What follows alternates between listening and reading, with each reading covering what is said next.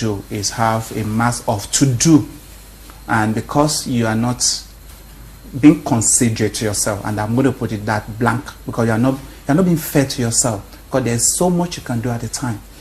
So managing stress from the workplace there are two significant ways that you can go. It's either the management of the organization is doing something about it, but if they are not doing anything, then you have to do something. Because it's possible the management is not doing anything about it.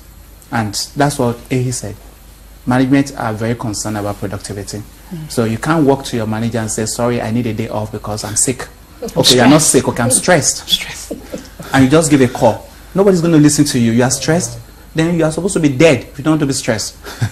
So if management refuses to do something, then you have to do something as an individual while working, because the only option I would have given you is to quit the job, and that becomes another level of stress.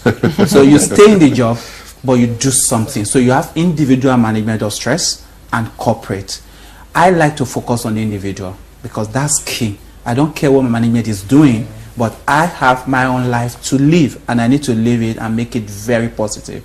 So one of the things I always offer people is very simple. I say there are times you need to say no to what is happening around you. Unfortunately, in Africa, we have not been taught to say no.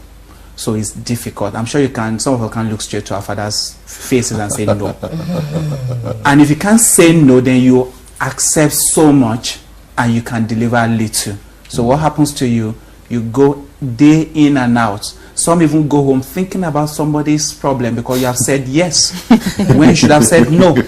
So I tell people, it's so simple, but it's hard to do, because I look in the face and say, I can't help you. I say, you are wicked, but I can't help you. I say, I have a poster that says, say no without feeling guilty about it. That for me works magic, because I don't have problems say I can't help you, but you need to understand. But if you don't understand, sorry, this is because I'm selfish. And what's the selfish? I love myself better than you. So I'm not going to kill myself because of you. So I'm going to tell you straight. That's personal. That's individual. If you apply that, then you are going to be able to prioritize when somebody is bringing stress to you. Because your stress say that poster again. It said, say no without feeling guilty about it. Okay, I'm sure it also applies to the individual telling himself no to you. Exactly. I can't do, that's why I started from there. Okay. There's so much you can do. So you need to get to a point and say, sorry, I can't go on. I need to say no right now, otherwise somebody is in the grave. And that's realistic. I mean, Nigeria don't have statistics, but I don't want to bore you with that. If you go global and you see statistic of stress-induced death, it's unbelievable. When Nigeria start gathering those, I'm sure Doctor will be able to tell us about that, because I mean, a lot of people are dying. They are going to several situations now because of stress imposed upon them. Stressors. So you say no to the stress and take a break. I have a couple of questions for you. First of all, I've been squeezing my ball. I've been squeezing it. It's a heart-shaped one. So tell me, some people would say this probably doesn't work. That, come on, it's just, I mean, what is this? You can squeeze on anything. I can squeeze on this cushion. It's real soft. So tell me, how does this work, first of all? And is there an acceptable level of stress? Because he talked about the fact that if you're not stressed, you're not alive. So what is the acceptable level of stress? It's called instrumental aggression. Meaning the reason why you woke up this morning to come to work, something motivated you to come despite the fact you are stressed. So, and that's just the point. So when people wake up to do something, there's that motivation, there's that reason, and that is why the world goes round. So there's that level of that you stress, need that stress challenge. Yeah, exactly. Yeah. But for this ball, what it does is that you tend to it helps you to like minimize your anger, the outburst, it pours, Shall we punch out God? so you kind of, instead of punching, you can actually squeeze the ball and take a deep breath. I need to keep this. And it's soft enough for you to like massage on, and rather than pressing the cushion, they're going to ask you what exactly is wrong. So yes, in all medical conditions and where we see the primary health care givers, before you even see the secondary and tertiary institution, 75 to 90% of cases are stress related. Is that high? And that's why we're talking about people die more on Monday mornings than any other day of the week. Why God actually made every day, I didn't say to, you know, Monday, Tuesday. So we impose it on ourselves and work that hard. So if there's that collective challenge now, and workplaces are given that room to resume and close. So if you resume 8 o'clock, you close 5 o'clock. If you resume 9, you close 6. If you resume Lagos 10, traffic, you just spend like 2 hours. flexibility of work. We must not be online. Some of us can be offline. If there's that flexibility of work, a lot will happen. And that is why ILO added mental health and substance abuse under discussion, because there are a lot of coping behaviors that arose from all these stress-related issues. People going to drinking, those that were drinking before started drinking more, people going to risky driving, a lot of infidelity. What about working out? Does that reduce your stress levels? The more you work, work out. Working out. Of course, exercise. It releases the happy hormones, endorphins, and then... I'm a happy girl. Exactly. So, and the World Health Organization actually said 30, 40 minutes, 3 days a week, brisk walk. I didn't say you should go and practice like Mary Oyali or Blessing or Kadiri. 3 days a week, it's enough for you. So it's like a lifestyle change, and of course increases productivity and peak performance. So like he said, individual, it must start from you. Because if we are looking at a healthy society, we must build people that are physically and mentally stable for a healthy and sane society. It's very key. All right, you were talking about building a healthy and safe work environment, occupational and health safety architecture also too. We've mentioned the employer, the employee also too. And tell me the relationship, or if we missed any other actor in this drama, please introduce and explain what their roles really are. Well, to actually build a healthy and safe workplace architecture, it doesn't just start from the employer with and ends in the employee. It also has a content that has to do with regulation. And that is standard. And that standard is not hinged on the employer nor the employee. It is hinged on government. That's right. And that's policy. But this, we found out that, we talked about it here several times, found out it's not available right now in the country. And because of that, most workers are left to suffer. Because we now have employers who are slave drivers, and they drive you, like Memona said, drive you beyond your coping capacity. And you start having a whole lot of health issues. And because, like my colleague said, because there are no statistics. So we can't really say how many people have really died based on the stress they've been exposed to in the workplaces. And that's why even as of today, like the campaign we're having, we are much more interested. We're interested in how you look right now, why you are a busy executive. But we're much more interested to see you as a post-retirement age. It's not just today. Because stress has huge cumulative effect. You may not nothing may happen and it's so acute. We're looking at the chronic time when you retire. That's why you see people work all through their life, and the time they should retire and enjoy all they work for, and they are no more. So we have to start creating this culture. And it doesn't just start from the employee.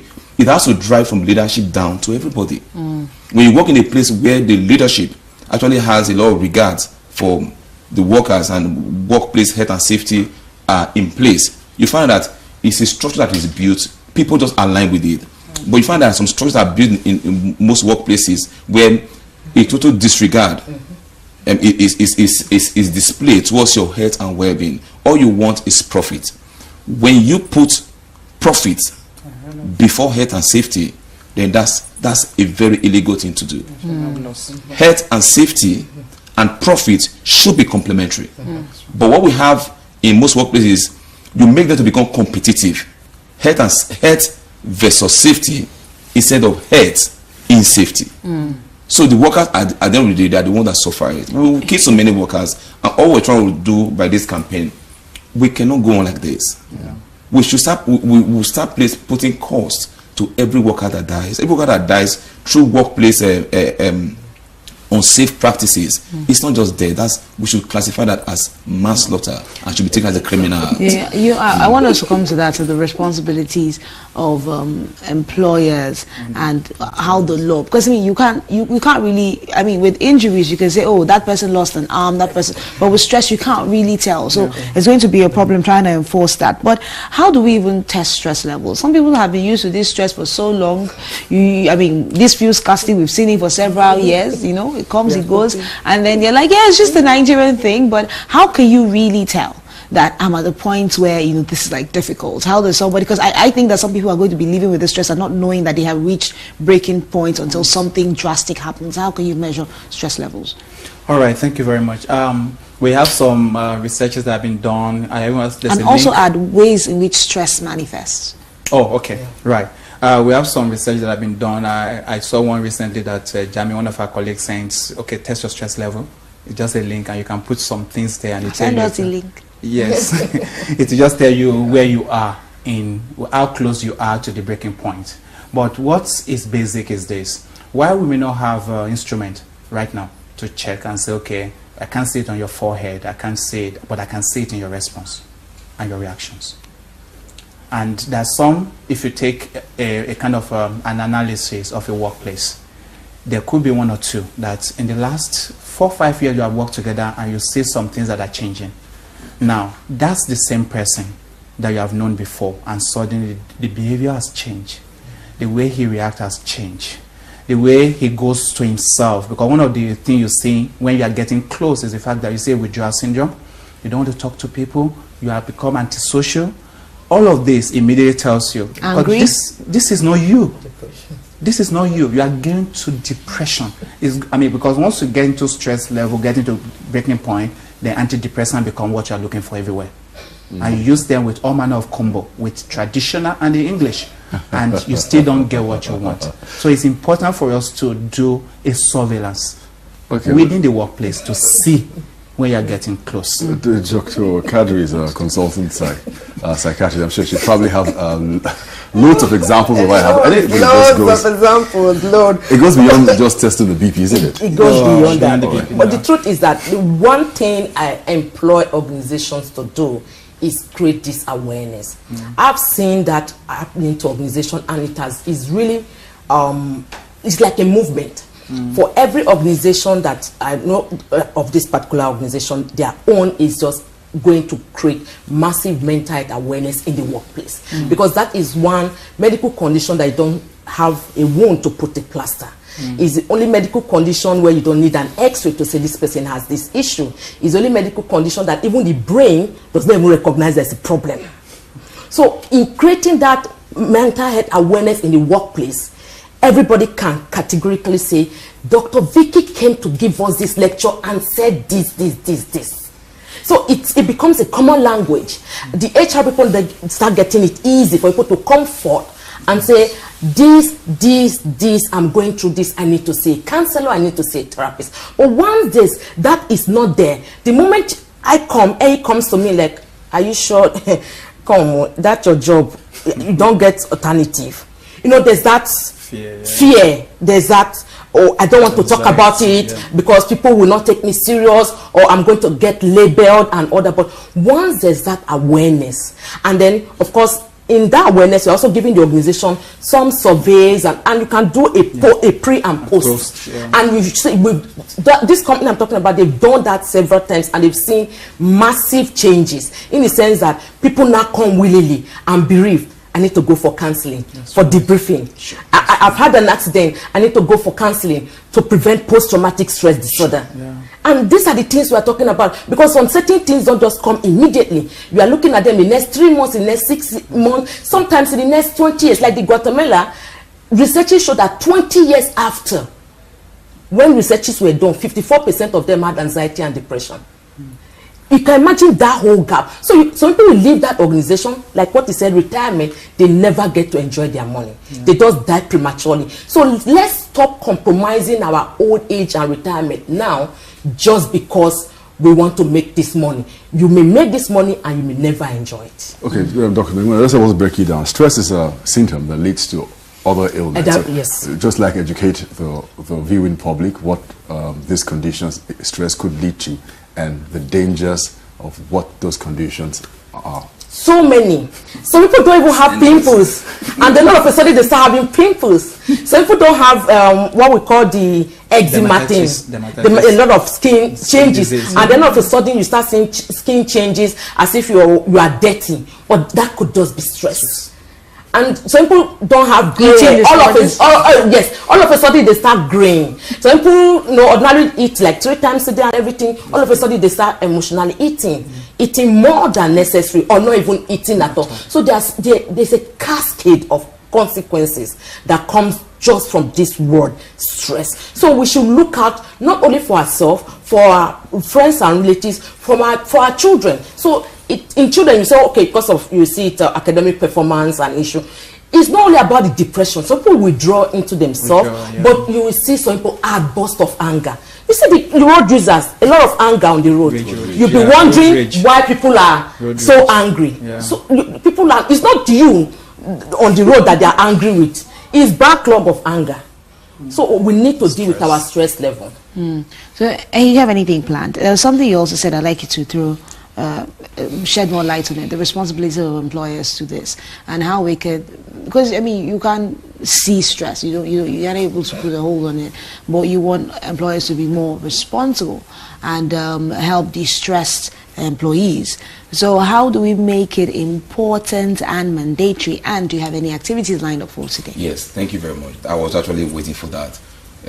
Because we realize this has become a problem in our environment. Dr. Memona and Dr. Kadiri and I, we met in a program and we started talking. A lot of things are coming up. So we have a program coming up in June. So that program will focusing on the CEOs of organizations. We're looking at the HROs and the key people in those organizations that actually take decisions. What we're trying to do is to see how we can actually influence their thinking, because people cannot actually deploy solutions until they know the benefit inherent. So we want to start with those kind of people, talk with them, and have a health and wellness conference for them, and let them know how they can benefit from this, what they stand to save, how they stand to actually preserve the employee's life. And once we have this done, then it will not cascade down from the top down everybody. But most importantly, we are interested in the HRO people. We were in Accra together. That's what we were talking about in Accra. How we can actually fuse HRO and safety together. They cannot go apart. They must be put together, because Mamuna was saying that you need to see what are those symptoms, those display that you can actually say this person is stressed. But if you are not trained in industrial psychology or having a thorough knowledge of health and safety, working hand in hand with HR people, you won't be able to know, because somebody has worked all these years and there were no issues. Now absenteeism becomes so high, some substance abuse has become the issue, then even suicide ideation, we didn't talk about. Suicide ideation has become very critical thing, and it's reclining and nobody seems to observe it. And in the world right now, we have the system have been designed where you actually have to put a survey on each individual employee, know how the behavioral pattern, how it changes. And these are what employers should be looking at. A guy that was a superstar, all of a sudden, the guy is reclining, no longer meets his deadline, his no longer productivity has become so low, and a lot of things happening. We need to look at those indicators and use them to actually have an early intervention to ensure that we don't still have an added number. All right. Thank you very, very much for your show. This event is happening in June, you say? Yes, it's happening in June, and it's going to be the first Lagos Health and Wellness Conference. It's going to be free, so it's going to be strictly on invitation for these decision makers, because it's not just about slave driving and productivity in the workplace. From you, the employer, you can take a decision and that will cascade down to all your employees, and you lose so much. Absolutely. And Silverbird will definitely be a part of it. Absolutely. That's nice. Absolutely. Thank you very, very much for coming on the show. Dr. Memona Kadiri, a consultant psychiatrist, a pleasure having you on the show. Ehi Iden, pleasure having you on the show. He's occupational and health safety consultant, together with Dapo Omolade. A pleasure having you on the show, also occupational and health safety consultant. So keep squeezing this stuff. I hope I don't pass all the stress to you, and then there's going to be a way that the stress also squeezes me back. No, it doesn't add that way. It doesn't act that way. Okay, only work on the contrary. So you keep taking it all in. Yeah. All right, rather than giving keep squeezing the bond. Yeah. Okay. Keep doing left and right. You can do a 55 minutes thing. Yeah. For every 55 minutes, the remaining 5 minutes in 1 hour, take a walk. You can throw it. Yeah. You can bounce it. Yeah. All right. All right. We're back. Distressing. We're back after the break to talk about some stress for some people in office right after this. It's Today on STV.